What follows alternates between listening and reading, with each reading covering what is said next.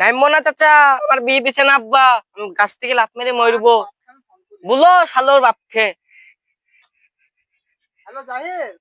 হ্যাঁ হ্যালো বল। আমার বেটা গাছের উপরে দাঁড়া, আমি দিচ্ছি। তখন লাফ মারতে দিস নি, দীঘার দাঁড়ায় আছিস, আরে 1 সেকেন্ডের ভিতরে দিস আমি।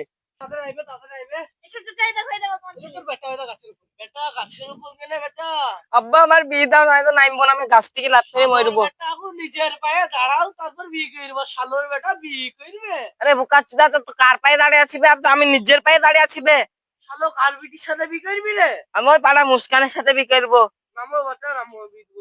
নামো তাড়াতাড়ি নামো, বিয়ে দেবো তোমার।